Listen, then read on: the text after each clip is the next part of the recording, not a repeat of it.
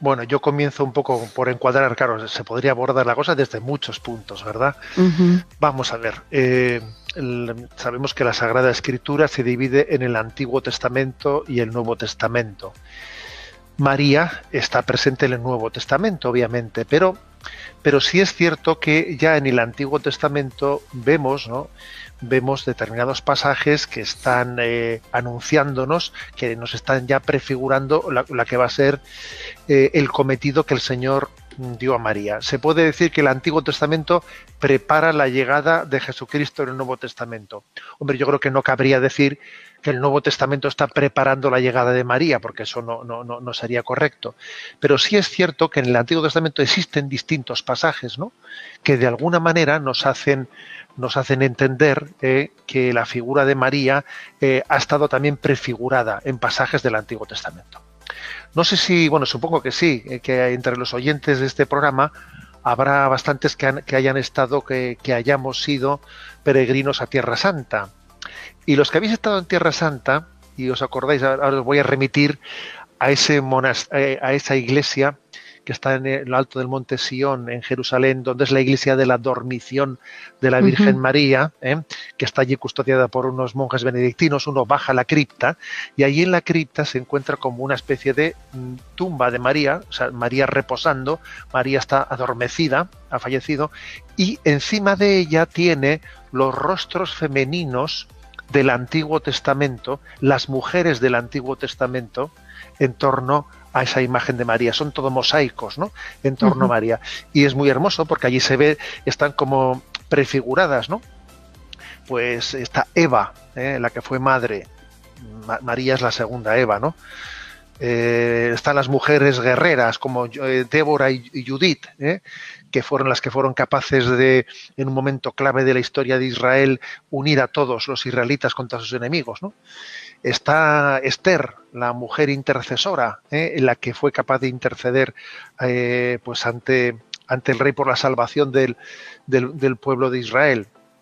Está también la que fue Betsabé, ¿no? La esposa de David y la madre de Salomón. Ahora, están todas las imágenes de las mujeres del Antiguo Testamento, como, fijaros bien, como queriendo decir que la mujer en el Antiguo Testamento estaba prefigurando lo que sería la imagen de María. Y de hecho, hay un punto en el Catecismo de la Iglesia Católica, que es el 489, que dice: a lo largo de toda la antigua alianza, la misión de María fue preparada por la misión de algunas santas mujeres. O sea que hubo santas mujeres, como todo este elenco que yo he dicho, ¿no? Que fueron. Hay una imagen especialmente entrañable que se llama en el Antiguo Testamento la Jebirá. ¿Qué es esto de la Jebirá? Bueno, es la reina madre. La reina madre a la que el mundo judío bueno, pues le reconocía pues una gran autoridad hacia su hijo rey. Es la Ujú, Jebirá. Por ejemplo, pues uno ve que la reina Betsabé, que era la esposa de David, eh, hacia su esposo, hacia el rey David, no tenía mucha autoridad, porque de hecho cuando ella iba a entrar a ver a David, no podía entrar a ir a ver a su esposo rey hasta que el rey no le diese autoridad de entrar.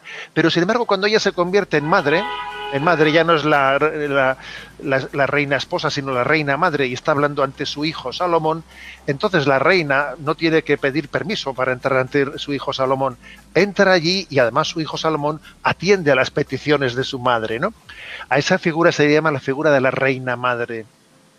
Que los judíos veían en ella una gran autoridad hacia el rey, que está de alguna manera preparando, prefigurando lo que es la imagen de María, ¿no? Que tiene, pues como vemos en las bodas de Caná de Galilea, esa capacidad de entrar ante su hijo y decirles, oye, que no tienen vino, y poner a su hijo en danza, ¿no? Como decimos. Y sobre todo, por concluir con el Antiguo Testamento, hay dos pasajes que según el Concilio Vaticano II son los dos pasajes claves que están prefigurando a María, ¿no? Uno es Génesis 3:15: pongo hostilidades entre ti y la mujer, entre tu descendencia y su descendencia, ella te aplastará la cabeza cuando tú le hieras el talón.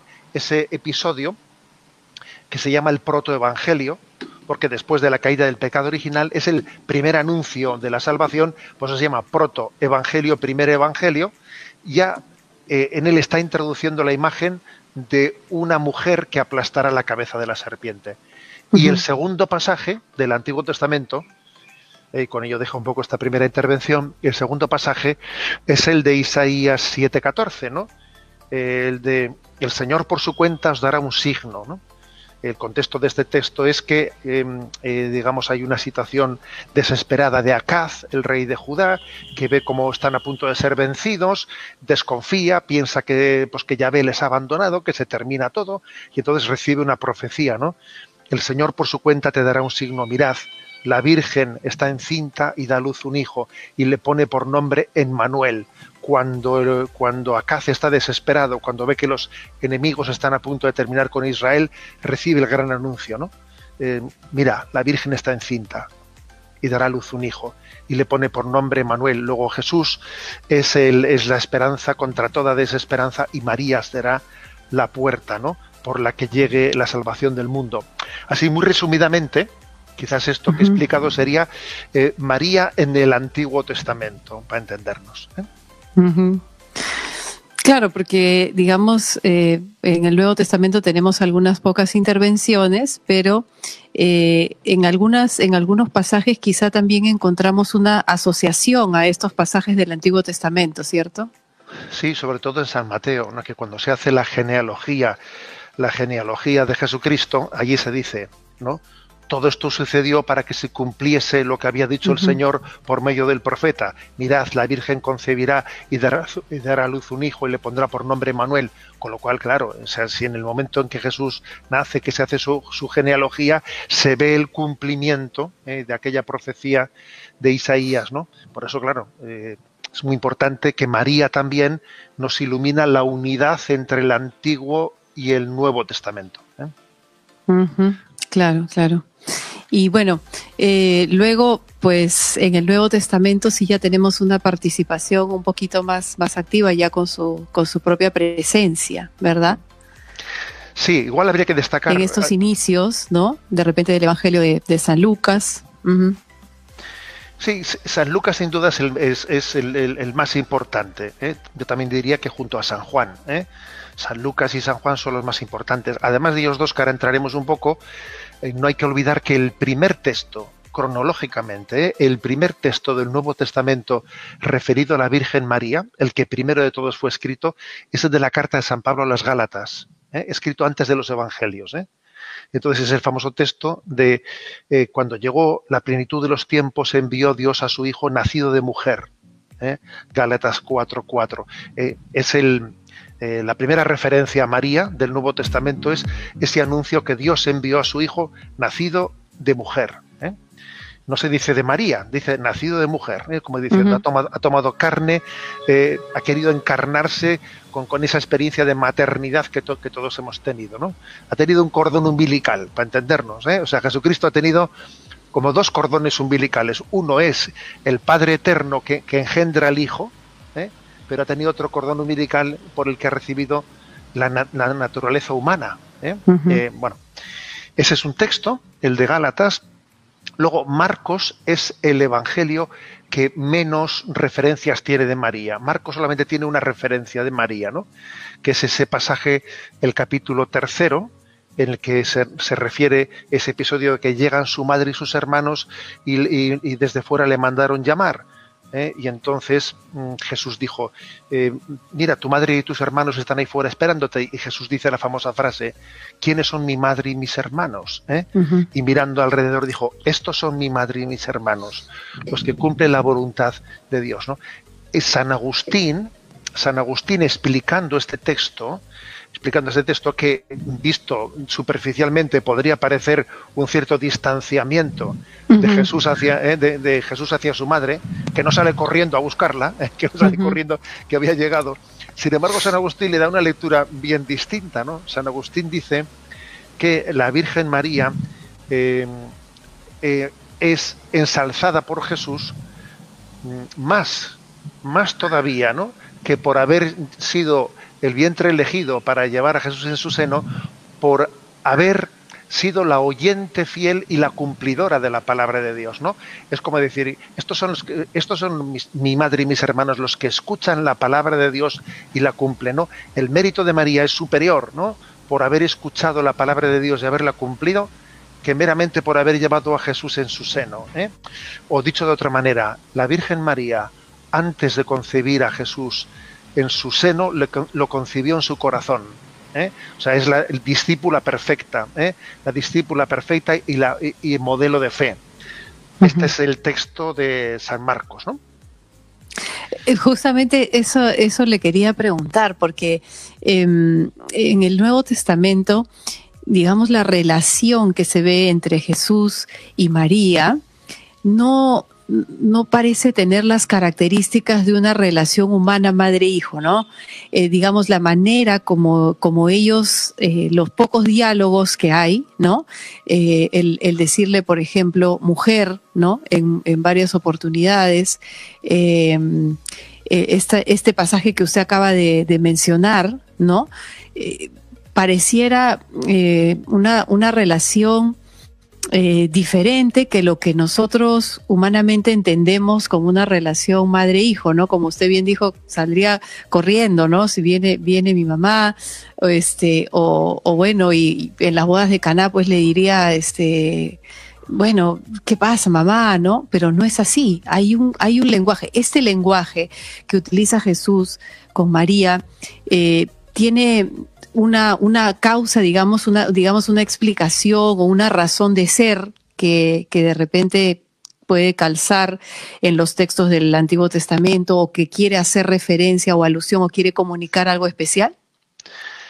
Claro, especialmente yo creo que a lo que es el lenguaje, esas escenas quieren centrar a María en la vocación que ha recibido en el misterio de la salvación. Claro, nosotros cuando vemos una relación madre-hijo, nos parece que es una relación un poco íntima entre ellos dos, una relación de afectividad entre madre e hijo, ¿no? Fijaros bien que una relación de madre-hijo que a nosotros nos parece que es lo más bello que hay en esta vida, ¿verdad? Esa relación de madre-hijo. Pero fijaros, esa relación de madre-hijo también tiene que ser purificada, porque para empezar es frecuente también observar cómo a veces una madre en ese amor, en ese cariño que tiene tan grande hacia su hijo, a veces tiende a ser posesiva. A veces también tiende a protegerle de una manera que no quiere, ¿eh? O sea, que le impide entregar su vida. María, sin embargo, no es un freno para que Jesús entregue su vida, ¿eh? A veces nosotros nos hemos acostumbrado a ver que una madre a su hijo le dice: hijo, no, yo lo que quiero es que no sufras. Claro, María fácilmente podría haber caído en la tentación de apartarle a su hijo del camino de la cruz, por ese amor de protección que tiene una madre hacia su hijo, ¿no? Si su amor hubiese sido meramente, digamos, instintivo, afectivo, nacido de la carne y de la sangre meramente, hubiese sido muy fácil que María no hubiese colaborado, ¿no? Plenamente en el misterio de la redención, sino que casi su amor, pues esa afectividad que nace de la carne y de la sangre, hubiese sido un freno para la entrega de Jesús, ¿eh? Y sin embargo, María es un acicate para que su hijo entregue su vida, ¿no? Y, por ejemplo, el pasaje en el que Jesús se pierde en el templo, claro, ese es un pasaje en el que yo por lo menos interpreto que Jesús, el Padre y Jesús están educando a María y a José diciendo: este niño es vuestro, pero no es vuestro, ¿eh? Es vuestro, pero tenéis que educaros para darlo, para ofrecérselo a Dios para la vida del mundo, ¿no? Pero ¿cómo nos has hecho si te estábamos buscando, ¿no? ¿Por qué me buscabais? Si sabíais que tenía que estar en la casa de mi Padre. Menuda respuesta, ¿eh? Eso es una respuesta que obviamente está educando el corazón, para que ellos entiendan que tienen que que prepararse para la entrega de su hijo a la cruz. Y de hecho ese anciano Simeón, en el momento en el que reconoce a Jesús y bendice a María, pero le dice, y a ti una espada te traspasará el corazón. O sea, María está siendo preparada para ser también corredentora, para participar también, para colaborar en la redención de Jesucristo, como todos nosotros también estamos llamados también, ¿no?, a participar de la redención de Cristo, entregando, o sea, asociándonos a la cruz de Jesucristo. O sea que yo creo que la razón de por qué existen tantos episodios, ¿no?, en los que se ve una relación que trasciende y con mucho, esa relación afectiva, pues posesiva que suele haber entre madre e hijo, es porque María va a tener un designio, un puesto en la redención muy destacado y claro, y se tiene que expresar así, en la Sagrada Escritura. Uh-huh.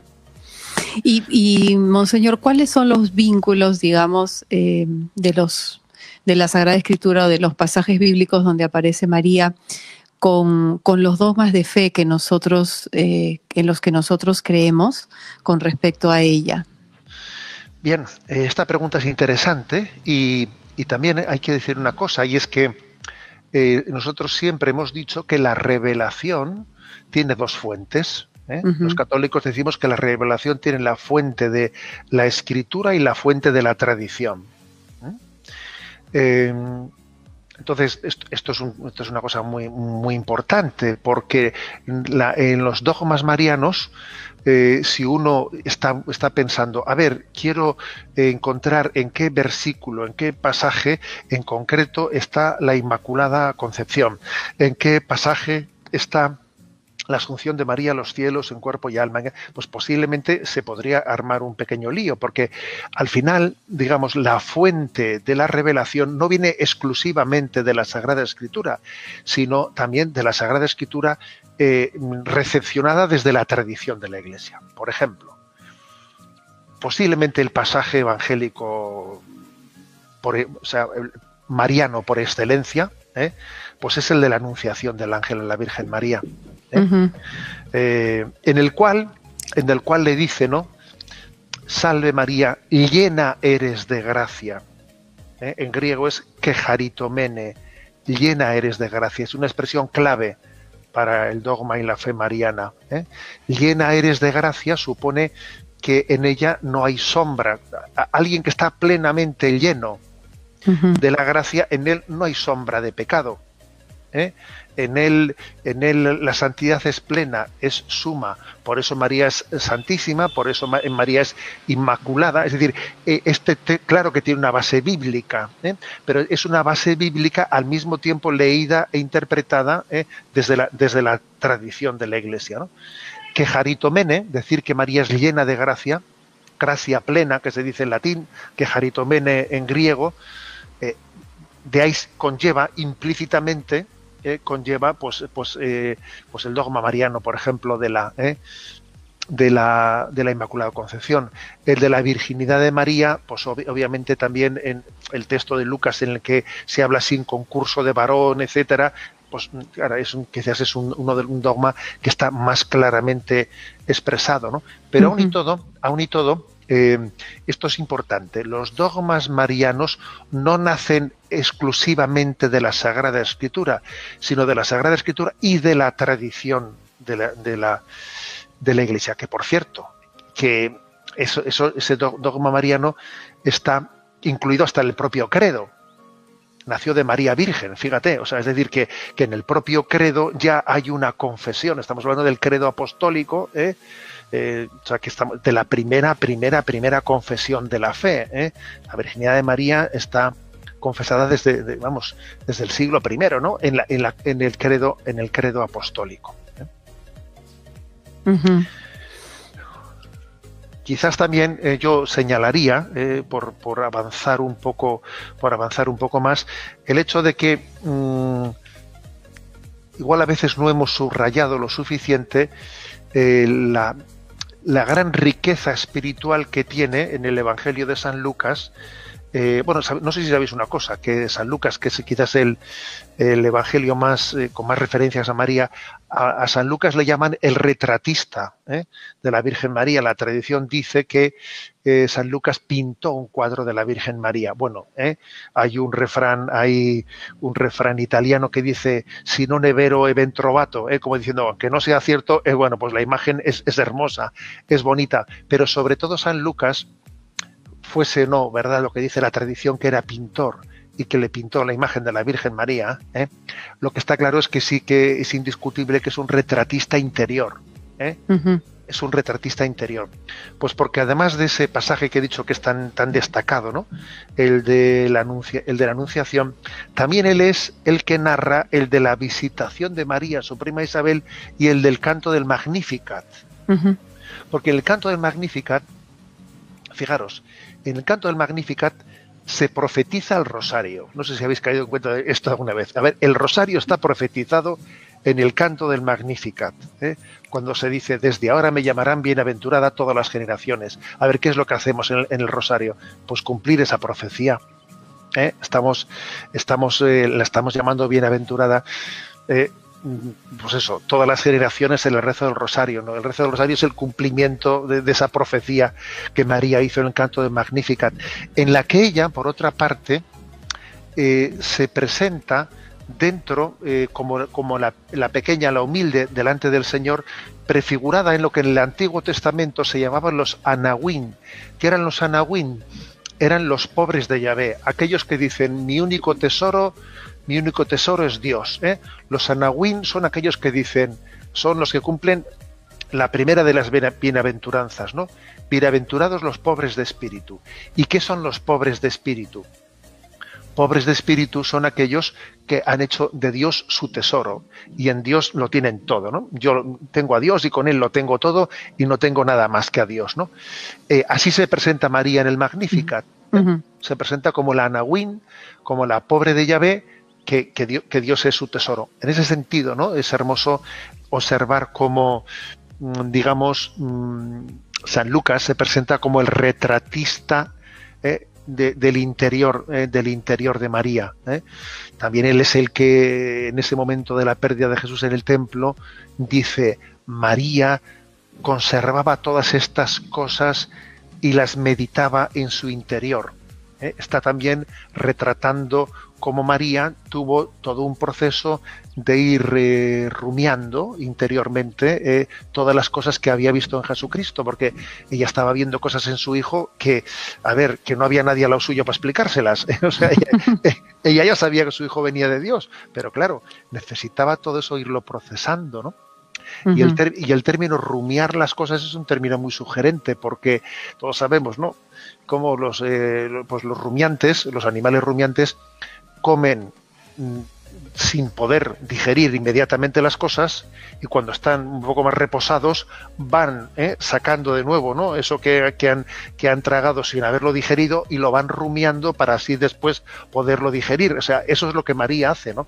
María está viendo cosas en su hijo, pero que luego las va meditando en su corazón y las va poco a poco empapando, ¿no? O sea, ella se va empapando de la misión de su hijo, ¿no? Se va preparando para dar porque María tuvo dos partos, María, dos partos, un parto virginal y otro parto doloroso. El parto virginal de María es en Belén.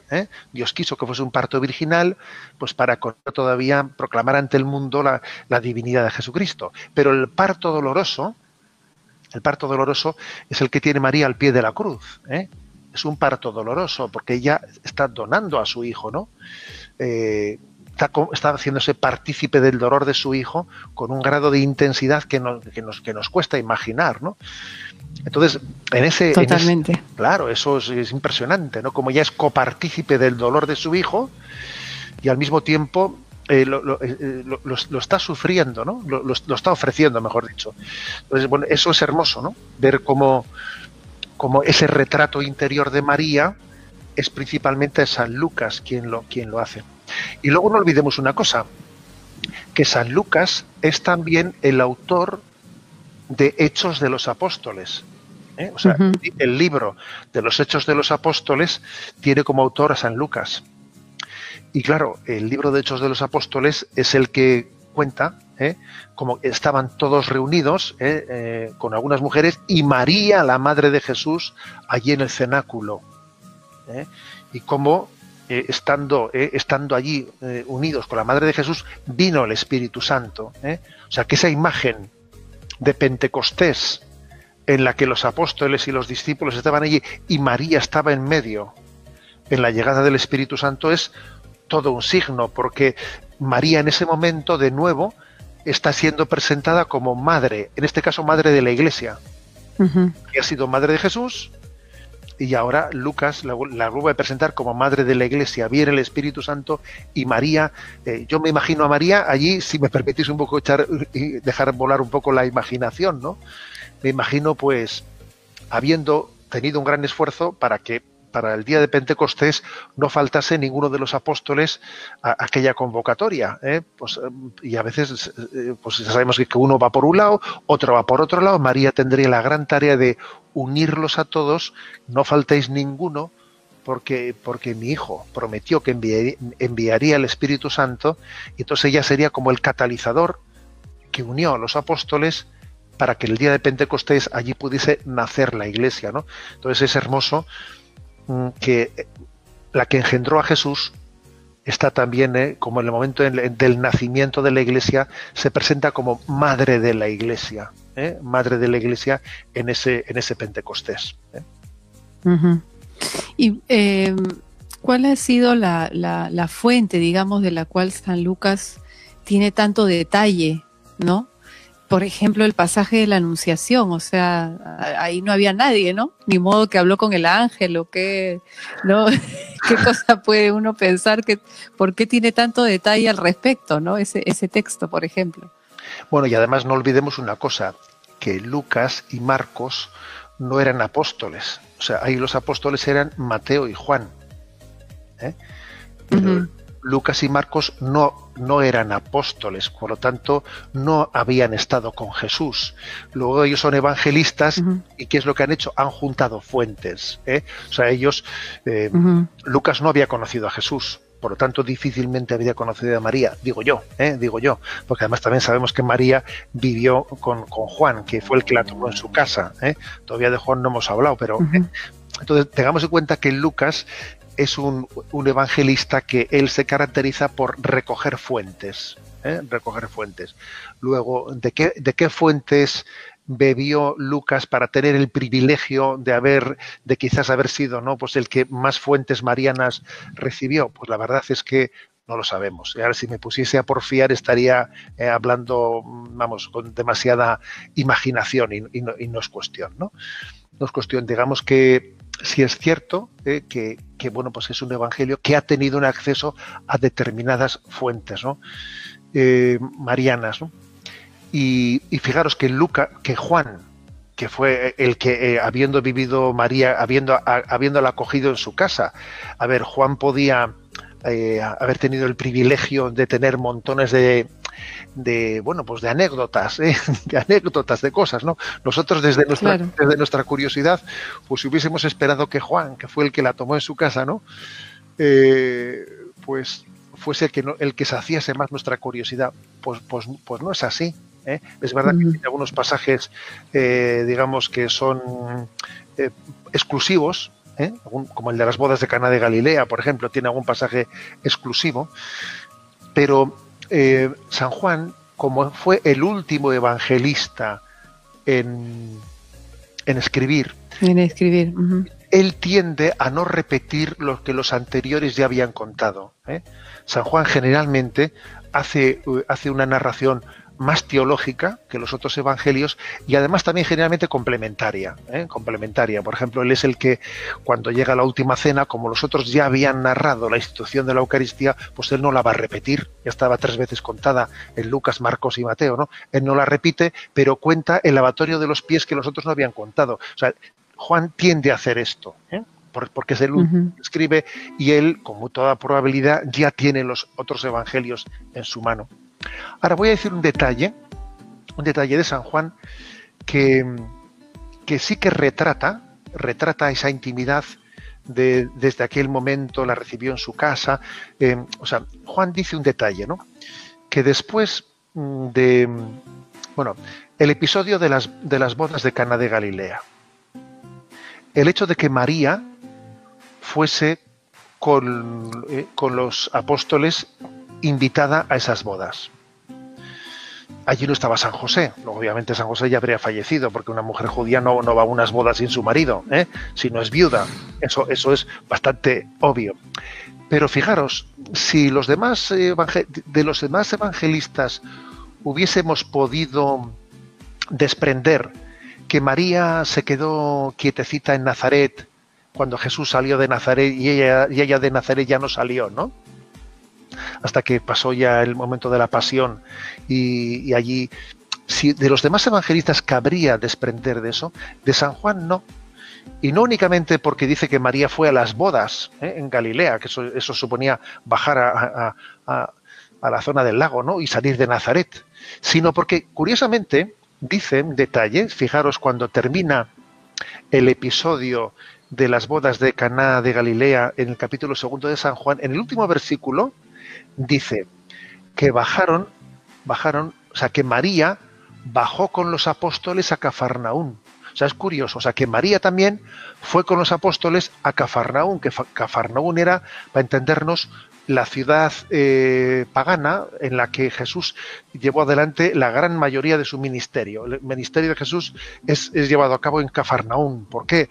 Porque allí en Galilea era el lugar en el que, bueno, pues había trasiego de comercio, era un lugar en el que los soldados romanos también tenían allí su puesto, era el lugar de trasiego y por lo tanto era el lugar más interesante para que Jesús pudiese llevar adelante su predicación, ¿no?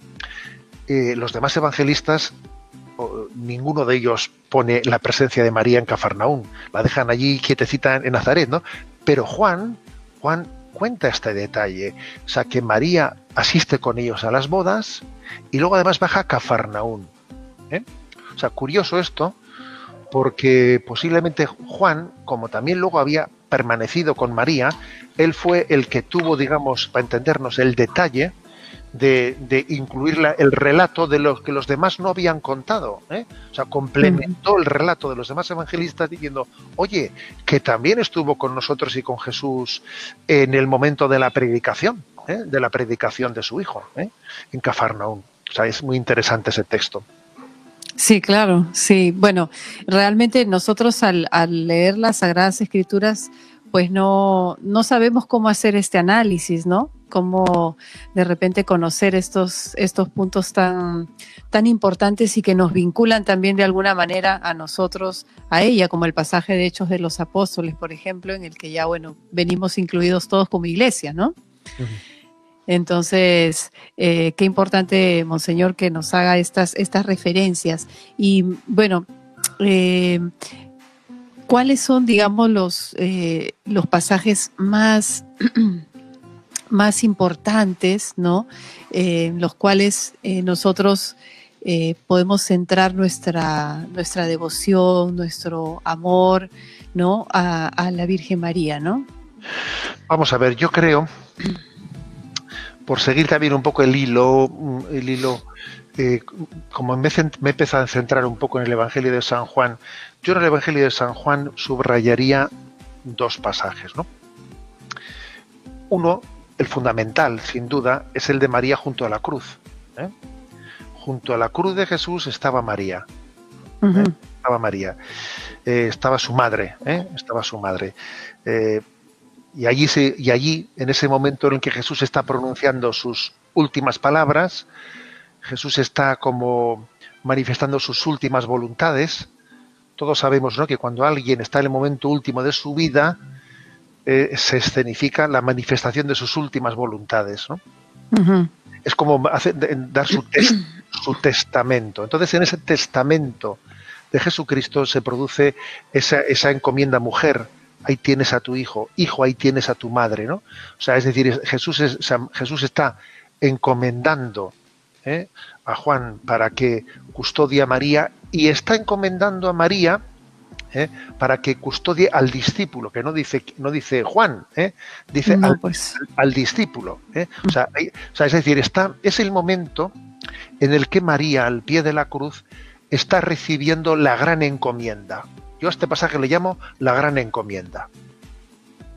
A ver, la gran encomienda. ¿Por qué, por ejemplo, pues no allá, pues en el siglo, pues hace 500 años se apareció Nuestra Señora a San Juan Diego, en la Guadalupana? ¿Por qué? Porque como parte de esta gran encomienda, ahí tienes a tu hijo.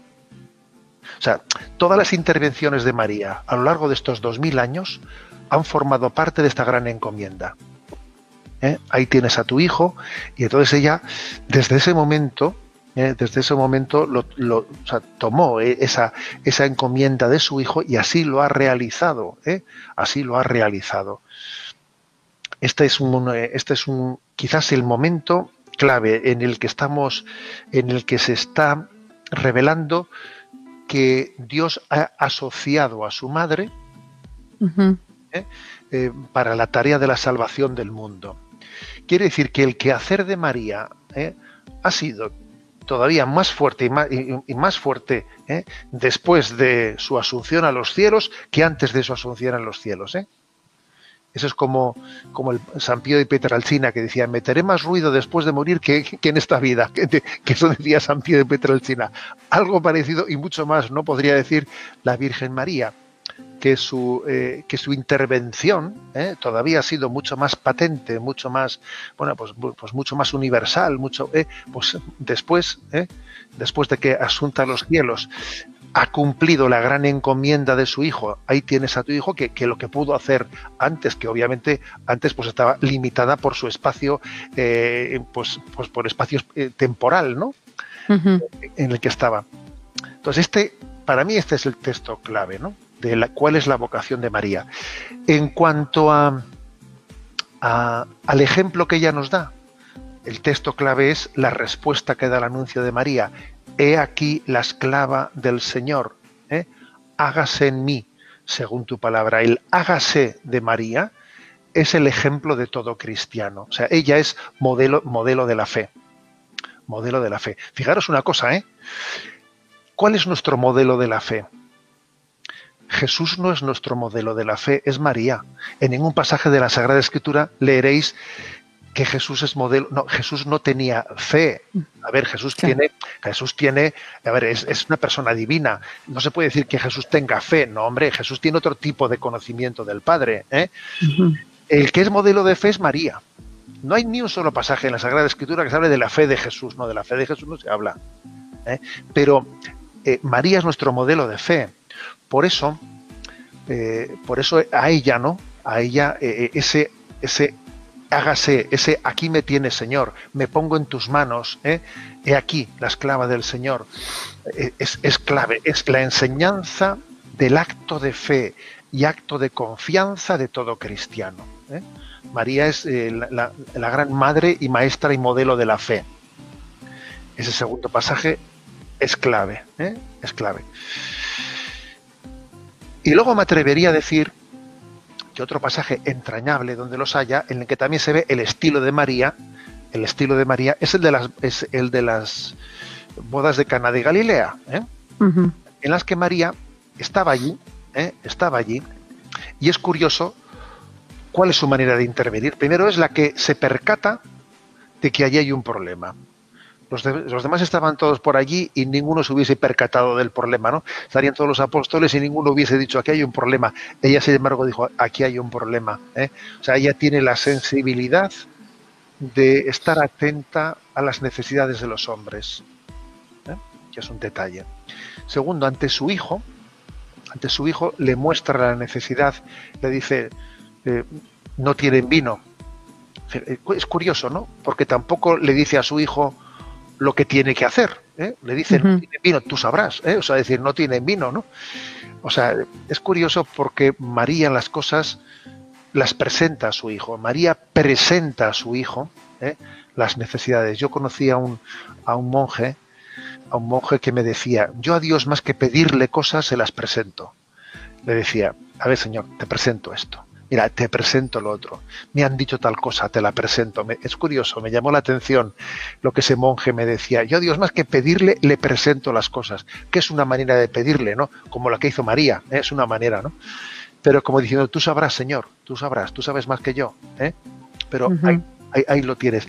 Y lo cierto es que María, en esa manera tan discreta de hacer las cosas, María introduce la hora de su hijo, ¿no? Cuando su hijo le dice, todavía no ha llegado mi hora. Bueno, no habrá llegado su hora definitiva, pero María le introduce para que esa hora definitiva de su hijo sea de alguna manera adelantada en ese momento, ¿no? Y entonces hizo el primer signo que hizo Jesús, el protosigno que se le llama, según el Evangelio de San Juan, el primero de los milagros, fue como introducido por María. O sea, María introduce los milagros, las acciones, los signos de Jesucristo, ¿eh? Es la embajadora, ¿eh? Hace de embajadora de lo que es la acción de su hijo, ¿eh? Haced lo que él os diga, ¿no? O sea, ella está como refiriéndonos a su hijo, él, confiad en él obrará, él sabrá qué tiene que hacer, pero ella al mismo tiempo, vamos a ser claros, haya dado un empujoncito, ¿eh? Que nosotros diríamos, o sea, ha dado un empujoncito, o sea, ha introducido la hora de su hijo. Entonces esa es entrañable, ¿no? Es entrañable esa forma de estar ahí María presente y sigue haciéndolo, y son 2000 años, ¿no? Y entonces estoy seguro que muchísimos de los oyentes que nos están ahora escuchando estarán diciendo, pues es verdad, yo en este momento de mi vida así lo viví, así lo experimenté, me presenté ante María y ella lo presentó a Jesús, ¿eh? Ella lo presentó, y entonces yo me sentí introducido ante Jesús de mano de María, ¿eh? De mano de María. Ujú. Y fijaros cómo la Iglesia pues invoca a María como medianera, embajadora, auxiliadora, es decir, todas estas advocaciones que en el fondo se están viendo reflejadas en ese pasaje de las bodas de Caná de Galilea, ¿eh? O sea, yo creo que es quizás, ¿no? Pues de una manera resumida, lo más entrañable, ¿no? Lo más entrañable que tiene, que expresa María en ese Evangelio de San Juan especialmente. Ujú. Monseñor, hemos hablado, bueno, del Antiguo Testamento y los pasajes del Nuevo Testamento. Cuéntenos un poquito sobre el Apocalipsis Sí, y la figura de María, ¿no? Ya que, sí, ajá. importante. Y por cierto, igual que Hechos de los Apóstoles está escrito por San Lucas, y por tanto hay una continuidad también entre la Mariología de San Lucas con Hechos de los Apóstoles, ¿eh? No olvidemos que Apocalipsis está escrito por San Juan, con lo cual también hay una continuidad, digamos, de la Mariología de San Juan con la del Apocalipsis, ¿no? Bueno, pues allí en el capítulo 12, como bien recordáis, está el famoso pasaje: una señal apareció en el cielo, una mujer vestida de sol, y la luna debajo de sus pies, y sobre su cabeza una corona de 12 estrellas, que fijaros que también es la imagen de la Inmaculada de la Guadalupana. En fin, es curioso, ¿no? Es impresionante ver cómo esa imagen descrita por el Apocalipsis ha sido traducida a las imágenes marianas, ¿no? Una mujer Ujú. apareció en el cielo vestida de sol, la luna bajo sus pies, y sobre su cabeza una corona de 12 estrellas. ¿Me permites contarte una pequeña anécdota? La Por supuesto. anécdota es la siguiente. No sé si os dais cuenta de que la bandera de la Unión Europea es una bandera azul con 12 estrellas. Bueno, es curioso porque cuando se hizo, ¿no? Cuando se constituyó la Unión Europea, pues ahora estamos hablando de muchas décadas Mm, de constitución de la claro. Unión Europea, se hizo un concurso de a los creativos, a los pintores, un concurso de banderas, ¿no? Y entonces pues hubo Ujú. lógicamente muchos proyectos, concursaron muchos proyectos, y bueno, pues allí hubo, digamos, pues uno entre ellos, que tenía una inspiración católica, tuvo la inspiración del Apocalipsis 12, de poner una bandera azul con 12 estrellas, porque eran 12 los primeros estados que confluí, que ahora ya son más, pero que aunque han sido más, eran 12, fueron los primeros que constituyeron la Unión Europea. Y él hizo una explicación, claro, no religiosa cuando presentó su proyecto, porque era consciente de que si hacía la explicación religiosa pues dentro de una Europa que también hace referencia a su laicidad y tal y cual, pues iban a rechazar su proyecto. Bueno, pues el caso es que él dijo, bueno, que 12 estrellas, pues él las explicaba como los 12 primeros estados, que luego aunque se ampliasen, pues debían de quedar las 12 estrellas. Bueno, total, fue el proyecto elegido. Pero ¿sabes cuál fue el guiño de la Virgen? El guiño de la Virgen fue que la Constitución Europea, mejor dicho, que la Unión Europea tuvo su inicio, su constitución, un 8 de diciembre, Día de la Inmaculada, ¿sabes? O sea, y esa es la bandera, es toda una anécdota que posteriormente se ha sabido que la inspiración era clarísimamente el capítulo 12 del Apocalipsis, ¿no? Y esa imagen, que por cierto es una imagen que está confrontada con la de un dragón rojo, una mujer que entra en batalla con un dragón rojo que le persigue, que al no poder derrotarla va a por el resto de los hijos, ¿no? Se refiere a esa gran batalla que hay entre María y Satanás. Satanás ha sido derrotado en María. En María ha sido totalmente derrotado, ¿no? Y entonces intenta pues perseguir o tener influencia en esos hijos, ¿no? En esos hijos de Dios, que María recibe la encomienda de que no se pierda ninguno de sus hijos, ¿no? Luego vemos en esa imagen, la imagen de, bueno, es verdad que también, ¿no?, se refiere tanto a la Iglesia como tanto a la Virgen María, ¿no? Y vemos la batalla que está teniendo lugar. A mí me suele gustar recordar que cuando vemos problemas en esta vida, que estoy seguro que problemas los tenemos todos, o sea, aquí no hay nadie ahora mismo en de los aquí presentes que no tiene problemas, a veces solemos equivocarnos de enemigo y pensamos que el enemigo de mi vida es tal persona, es mi jefe, el jefe de la empresa, es mi vecino que me hace la vida imposible, es no sé quién. A veces nos equivocamos de enemigo. Y yo creo que este pasaje del Apocalipsis nos lleva a que caigamos en cuenta que nuestra lucha no es contra la carne y la sangre, nuestra lucha es contra Satanás y sus ángeles. Y nuestro enemigo no es otro sino él. Y es muy importante en esta vida no equivocarse de enemigo, porque como uno piense que su enemigo es otro distinto a Satanás, se equivoca totalmente, ¿no? Es imposible que entonces viva el Evangelio, que el Evangelio nos llama a amar, ¿no? ¿Cómo es posible que el Evangelio diga amad a vuestros enemigos? Pues porque en realidad nuestro único enemigo es Satanás, ¿eh? Los demás son víctimas. Esos que vemos como nuestros enemigos, que me hacen sufrir tanto en la vida, esos son también víctimas. Son también víctimas, son tus verdugos, ya, pero son víctimas también de otro verdugo que es Satanás, ¿no?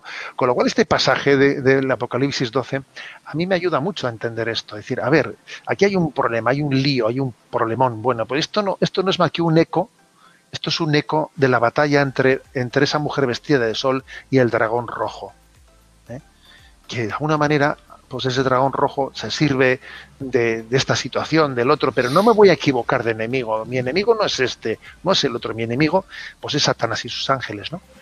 Entonces, es un pasaje evangélico, el del Apocalipsis, que nos ayuda a centrar nuestra vida. Y también una cosa muy importante, a darnos cuenta de que no estamos solos en esta gran batalla. No estamos solos, ¿no? Estamos siendo asistidos. El arcángel San Miguel también está muy presente en ese libro del Apocalipsis. El arcángel San Miguel, el ejército celestial, que de alguna manera, ¿no?, también está en torno a María, ¿no? Esta batalla, la batalla de la vida, la batalla por la santidad, la batalla por la cultura de la vida frente a la cultura de la muerte, ¿no? Es un eco de esa gran batalla de la que habla el Apocalipsis 12, de la batalla entre la mujer vestida de sol y ese dragón. Por tanto, ese pasaje es muy importante, el de Apocalipsis. Ujú.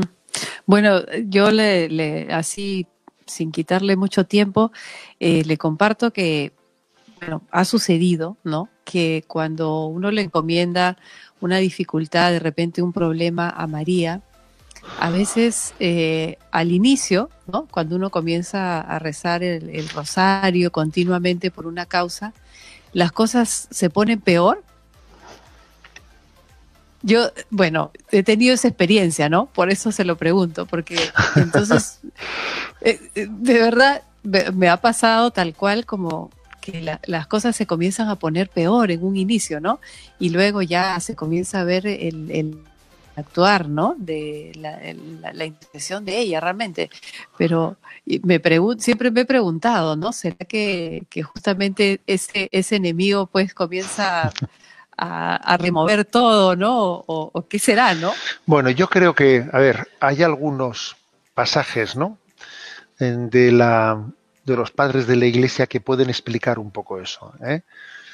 Hay una pregunta que hace San Agustín, que está recogida en el Catecismo, que dice, ¿por qué Dios no nos concede inmediatamente lo que le pedimos? Porque Dios es poderoso, Dios podía concederlo inmediatamente en vez de que sea algo, pues una petición ardua, larga en el tiempo, que exija perseverancia, ¿no? Porque fíjate que el Evangelio dice, pedid y llamad y se os abrirá, pero lo muestra de una manera como dando a entender que va a ser algo largo, o sea, que no va a ser algo automático, sino que va a ser porque hay que perseverar, el que persevera hasta el final, etcétera, etcétera.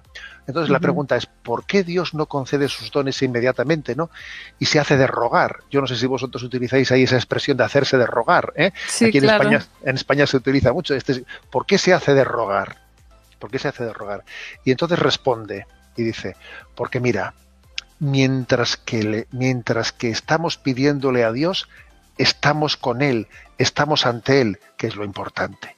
O sea, porque lo más importante de la oración de petición no es obtener eso que estás pidiendo, sino que estás con Él. Estás con Él. Cosa que si te diese inmediatamente, ¿no? Si te concediese inmediatamente eso que estás pidiendo, posiblemente dejases de estar con Él.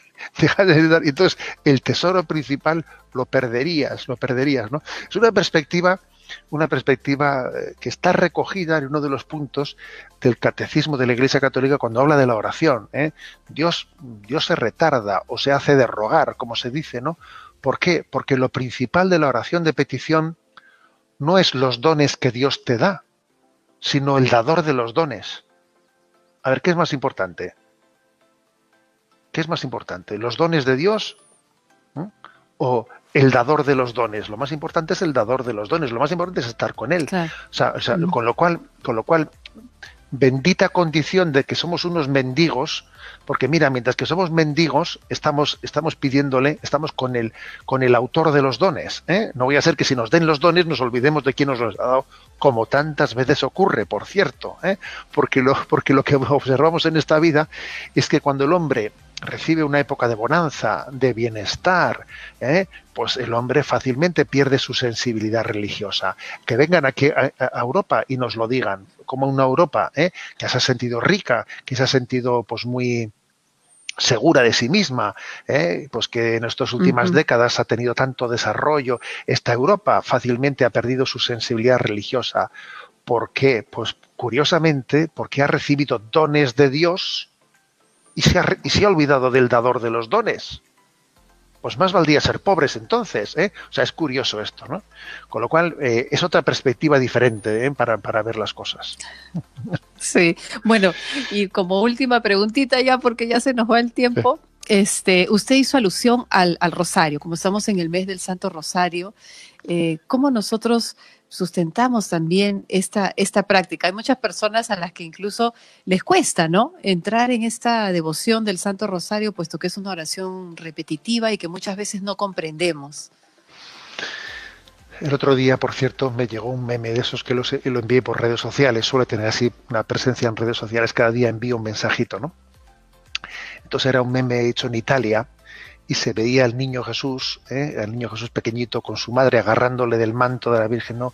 Y el niño le repite a su madre, mamá, mamá, mamá, y le repite, ¿no? Mamá, mamá, y ponía abajo en italiano, il primo rosario, el primer rosario, ¿no? De Jesús Sí. repitiendo mamá y mamá. A ver, yo creo que el rosario es una ayuda, es una oración de los pobres de Yahvé, que lo que hacen es repetir el gran anuncio, ¿no? El gran anuncio del arcángel a María, la palabra determinante de la historia de la salvación. Y lo que le hacen es pedirle a María, ayúdanos a ver con tus ojos los misterios de Jesús, porque los misterios de Jesús, vistos con los ojos de María, es ver la vida de Jesús pues con una profundidad y con una intuición que nosotros no somos capaces de percibirla, ¿no? O sea, el rosario es Ujú. los misterios, la vida de Jesús vista con los ojos de María. Entonces, bueno, pues esto es el rosario, ¿no? Y el hecho de que repitamos y repitamos una, pues esa expresión es como querernos empapar, empapar de la presencia de María, de la sensibilidad de María, para que desde ella aprendamos a percibir mejor pues la vida de Jesucristo. En el fondo es una oración por una parte muy sencilla y vocal, y al mismo tiempo es una oración mística. O sea, es una oración la más sencilla y la cumbre de la mística, porque es también ver, la rezaría alguien que no sabe rezar y aprende esto lo primero, pero la rezaría un místico porque es ver, entrar, ¿no?, a contemplar a Dios desde los ojos de María. Y bueno, pues yo sí os animo a todos, ¿no?, a que este mes de octubre nos agarremos al rosario, como cuando alguien quiere subir a un monte y se agarra a una cuerda, ¿no?, una escala para poder llegar hasta la cumbre, que creo que es, bueno, pues la oración de los pobres de Yahvé. Amén. Muy bien.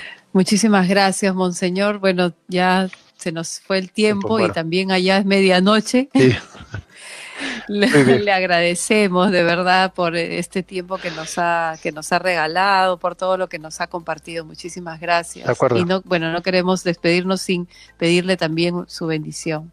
con mucho gusto. La bendición de Dios Todopoderoso, Padre, Hijo y Espíritu Santo descienda sobre vosotros.